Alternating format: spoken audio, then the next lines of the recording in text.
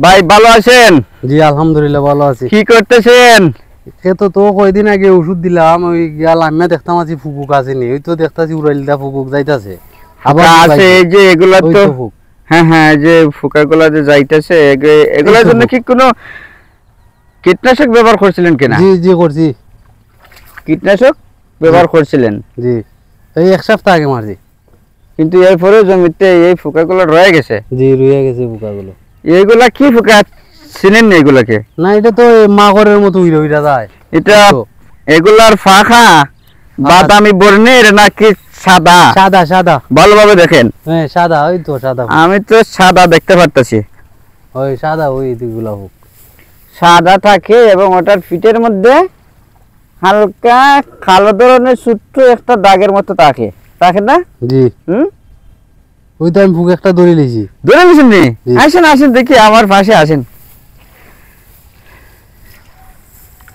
এই তো দেখেন কই গেল আমার থেকে বুঝা গেছি কি কইরা গেছে গা। আনতাছি দুইটা আবার। হ্যাঁ দর্শক বিন্দু, আমরা একটা ফোকা ধরছি। এখন এই ফোকাটা বড় জ্যান্ত ফোকা, তো জ্যান্ত ফোকা একটু দৌড়াদৌড়ি করবেই। এই তো যে ফোকা দেখতে পাচ্ছেন যে ফাঁকা যে নাড়াইতেছে, এটা কিন্তু মাজরা ফোকা। এই মাজরা ফোকা সকল মৌসুমের ধানে কিন্তু আক্রমণ করে, যেমন বুড়ো, আউশ, আমন 3 মৌসুমের ধানে কিন্তু ক্ষতি করে থাকে। এবং এই মাজরা ফোকার একটি ভার্সন কিন্তু অন্যান্য শাকসবজি জমিতেও কিন্তু আক্রমণ করে, যেটাকে আমরা ফল বা ডগা ছিদ্রকারী পোকা বলে থাকি, বা ফল ছিদ্রকারী পোকা বা ফল ডগা ছিদ্রকারী পোকা। এই পোকাগুলোর কিন্তু ট্রিটমেন্ট কিন্তু একই। এখন সবজির জন্য এক ধরনের কীটনাশক আর ধানের জন্য আরেক ধরনের কীটনাশক, যার কারণে কোন কীটনাশক একই কোন কীটনাশক একই না, এটা কিন্তু আসলে সাধারণ মানুষ বোঝে না।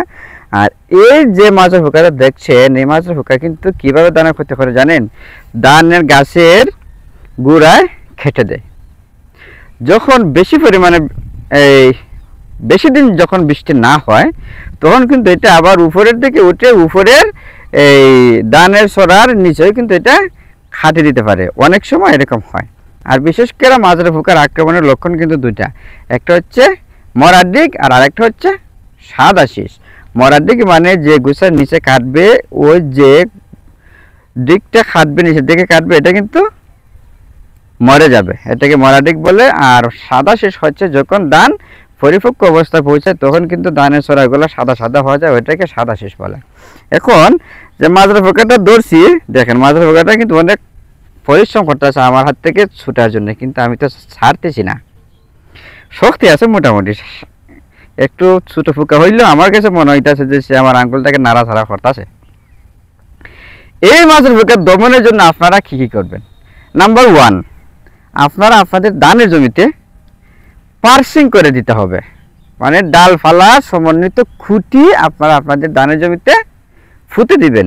প্রতি বিঘা জমিতে 5 থেকে 6টি ডালপালা সহ কোটা যদি আপনারা গেড়ে দেন, তাহলে কিন্তু এখানে পাখি বসবে, এবং পাখি বসে কিন্তু মাজরা পোকা, পাতা মরানো পোকা, যত পোকা আছে এই জমির এই ধরনের পোকাকে ধ্বংস করবে, খেয়ে ফেলবে, এমনকি তাদের ডিম পর্যন্ত খেয়ে ফেলতে পারবে। এটা হচ্ছে নাম্বার 1। সেকেন্ড হচ্ছে কি, আপনারা আপনাদের জমিতে ধান যখন রোপণ করবেন, তখন কিন্তু লগো পদ্ধতি ব্যবহার করবেন, যাতে সূর্যের আলো ভালোভাবে ঢুকে, বাতাস যাতে ভালোভাবে ঢুকে। লগো পদ্ধতি মানে 10 লাইন পরে 1 লাইন গিয়ে, মাঝখানের দিকে যে বড় লাইনটা দেখতে পাচ্ছেন, এটা কিন্তু লগো পদ্ধতির লাইন দেওয়া আছে। জৈবিক পদ্ধতি ব্যবহার করবেন। কিছু হাত জাল আছে, হাত জাল, যেগুলো সমন্বিত উপায়ে পোকামাকড় দমন করার জন্য এই ব্যবহৃত হয়। এবং হাত জালতে কি করে, এদিকে এক শিফট আবার অর্ধেক এক শিফট, এটাকে এক শিফট বলে। মানে 1 টান 2 টান আবার 2.5 টানে এক শিফট। এটার ভিতরে যে পোকা আসবে সেই পোকার কীটনাশক মারতে হবে, অথবা এই হাত জালের মাধ্যমে কিছু পোকা মারা সম্ভব। তারপরে আপনারা কি, তাতেও যদি সম্ভব না হয়, তার আক্রমণ ঠেকানো না যায়, আপনারা রাসায়নিক কীটনাশক ব্যবহার করবেন। রাসায়নিক কীটনাশক যে ব্যবহার করবেন, বাজারে বিভিন্ন ধরনের বিভিন্ন কোম্পানির রাসায়নিক কীটনাশক পাওয়া যায়। কীটনাশকের কোনো শেষ নাই, যত কোম্পানি আছে প্রত্যেক কোম্পানিরই মাজরা পোকার একটা না একটা কীটনাশক কিন্তু আছে। তাই বেশি সাধারণত আমরা যে জিনিসগুলো বা যে কীটনাশকগুলো মানুষদেরকে সাজেস্ট করি এগুলো আমাদের বাজারে অ্যাভেলেবল আছে প্লাস কাজ করে। এই ধরনের কীটনাশক কিন্তু মানুষকে আমরা সাজেস্ট করি।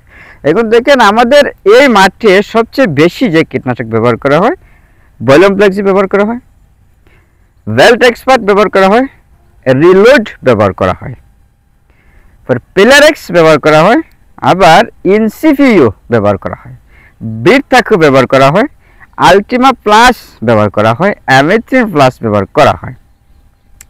এখন আপনারা এর বাইরেও কিন্তু আরও বিভিন্ন ধরনের কীটনাশকই কিন্তু কাজ করে। এখন যদি আপনারা যেমন অ্যামামেকটিন বেঞ্জয়েড গ্রুপের কীটনাশক ব্যবহার করেন ধানে, তাতেও কিন্তু কাজ করবে। ধানে ব্যবহার করলে একটু বেশি পরিমাণে ডোজ দিতে হবে, সবজিতে ব্যবহার করলে ওটা সবজির অনুমোদিত মাত্রা আর কি। এখন আপনাদেরকে যে কীটনাশকগুলোর কথা বললাম, প্রতিটি কীটনাশক কিন্তু তার গায়ে তার ব্যবহারের মাত্রা লেখা থাকে। যেভাবে মাত্রা লেখা থাকে আপনারা ঠিক ওইভাবেই ব্যবহার করতে হবে। যেমন যদি আপনারা ভলিউম ফ্লেক্সি ব্যবহার করেন, প্রতি লিটার পানিতে 0.5 মিলি ভলিউম ফ্লেক্সির কীটনাশক দিতে হবে। ভেল্ট এক্সপার্ট একই ধরনের ডোজ, প্রতি লিটার পানিতে 0.5 মিলি। এখন যদি আপনারা রিলোড ব্যবহার করেন তাও কিন্তু প্রতি লিটার পানিতে 0.5 মিলি রিলোড। আরও বিভিন্ন ধরনের কীটনাশক আছে যা বলে শেষ করা যাবে না। যদি আমার ভিডিওটি ভালো লাগে একটু লাইক কমেন্ট শেয়ার করে দেবেন। আপনার একটি লাইক কমেন্ট শেয়ার আমার পরবর্তী ভিডিও বানাতে উৎসাহ প্রদান করে। ধন্যবাদ সকলকে, ভালো থাকুন, সুস্থ থাকুন।